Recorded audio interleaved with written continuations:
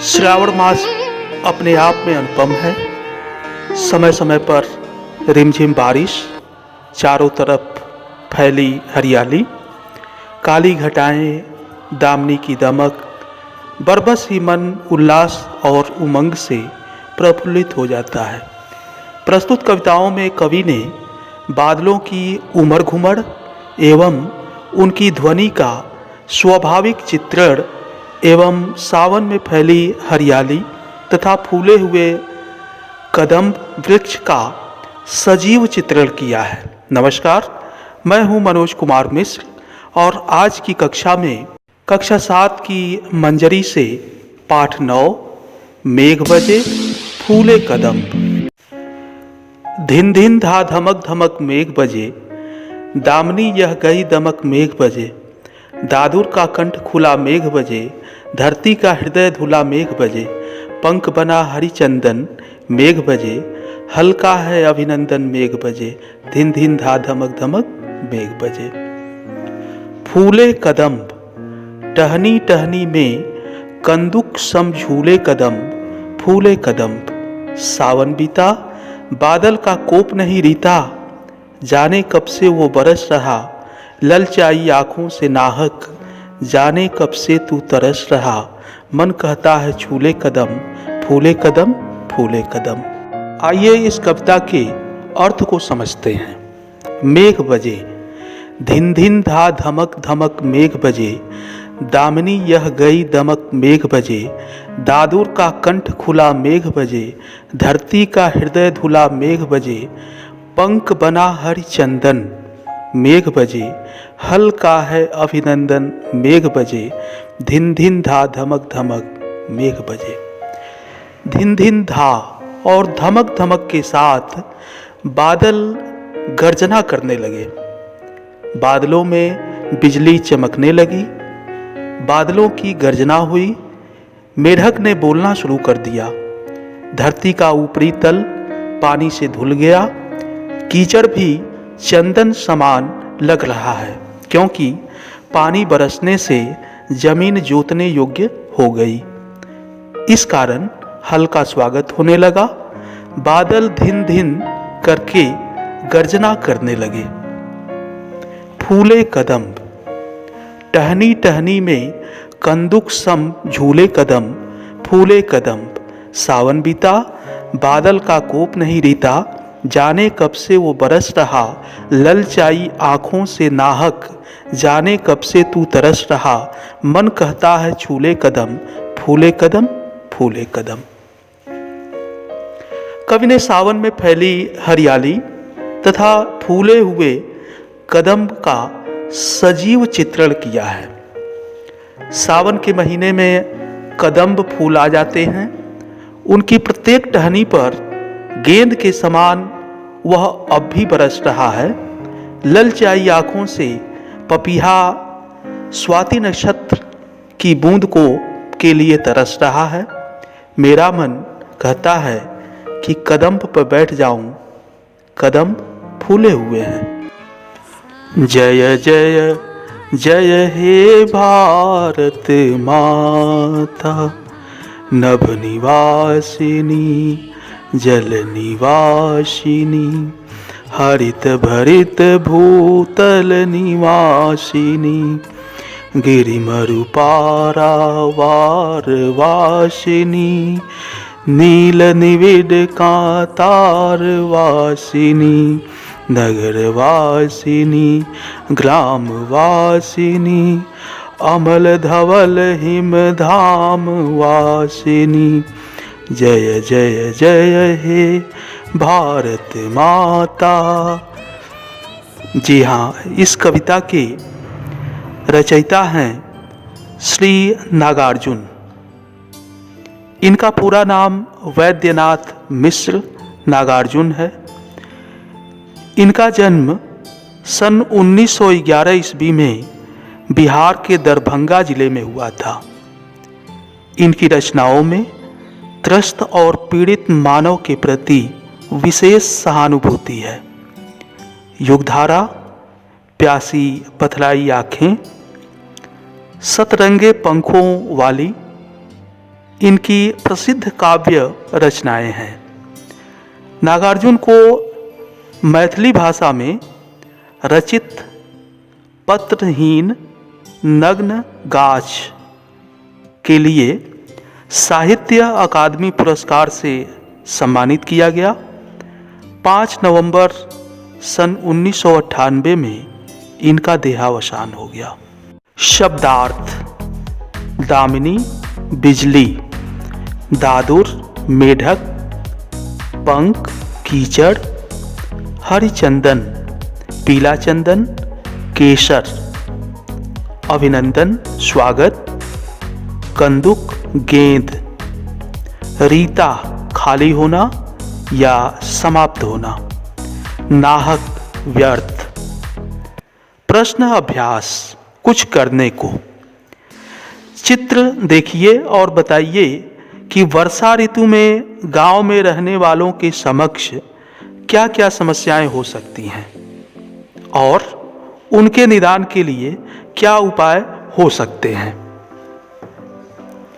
इसका उत्तर हो सकता है, वर्षा के दिनों में गांव के लोगों की समस्याएं सड़क कच्ची होने के कारण पानी भर जाता है, जिससे आवागमन की समस्या पैदा हो जाती है।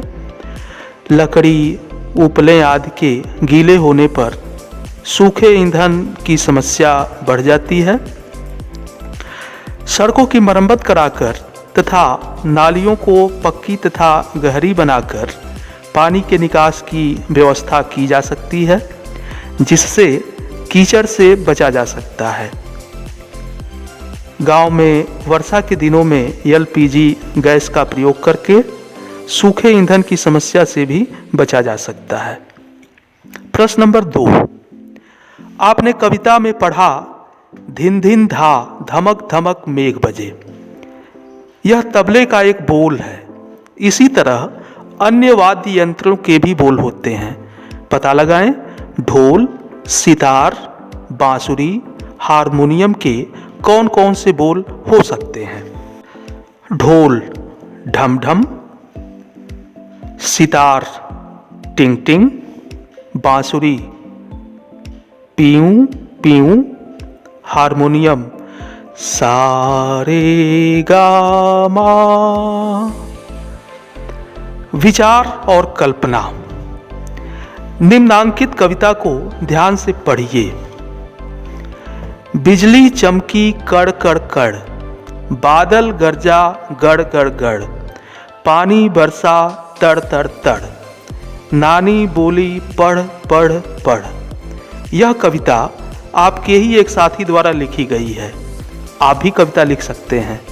नीचे लिखे शब्दों की मदद से ऐसी ही एक कविता की रचना कीजिए।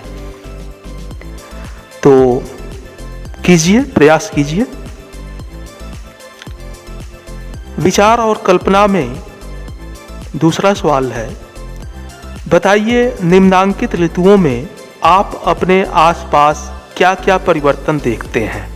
क बरसात में, ख जाड़े में, ग गर्मी में। इसे तो आप अपने अनुभव से लिख सकते हैं। जैसे बरसात में चारों ओर कीचड़ फैल जाता है, कीड़े मकोड़ों की वृद्धि हो जाती है, साथ ही चारों ओर हरियाली छा जाती है। और जाड़े में क्या होता है? जाड़े में लोग स्वेटर, जर्सी आदि ऊनी वस्त्र पहनते हैं। पानी बहुत ठंडा हो जाता है, रातें बड़ी, दिन छोटे हो जाते हैं। दिन की अपेक्षा रातें ठंडी होती हैं।